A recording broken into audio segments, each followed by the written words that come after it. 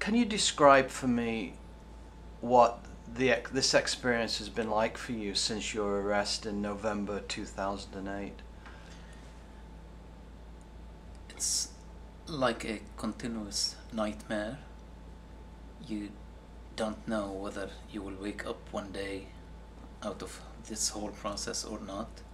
But most of the times I feel like one day I will get up and I will write something about this nightmare. I will explain everything in it. I will describe what happened. But this is how I see it. It's like most of the wrongfully convicted or accused people felt during the process of the miscarriage of justice.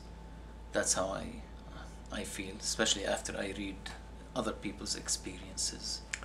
You must have had, you obviously have had many hours while you were incarcerated at the regional detention center, particularly to think about how you got into this how you got into this situation. What kind of theories have you come up with? It's like thinking of like many people who found themselves in trouble and they start rewinding their program to see what went wrong before, and then they keep rewinding this and playing it over and over and over till they cannot control it anymore. Then it becomes like you have a machine in your head that it doesn't stop and it doesn't want to stop. Then you start thinking of all possible scenarios. What went wrong? Where? Somewhere else. Somewhere in somebody's office. And maybe somebody wants to help somebody else or take revenge, or maybe become somebody. Then they try to promote themselves in order, and that was the best way for them to find a victim for that they can prove themselves. So in other words, you feel you might be the victim of somebody else's ambition.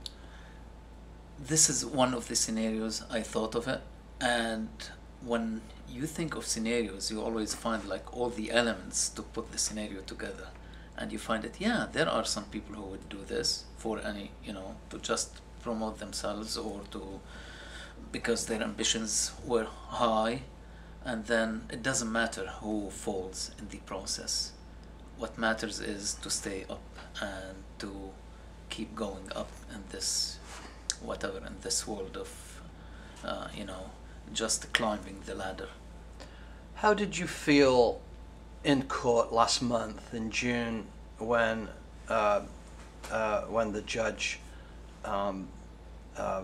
made the decision that he made, i.e. that you should indeed, there is evidence, a prima facie case for extradition. How did you feel when he made that judgment? Actually, when he was reading his decision, brief decision, I felt that I agreed with the judge with most of, if not all, what he described about the French report, but I was shocked to hear the decision that came as the opposite of what he described. It's the other face exactly.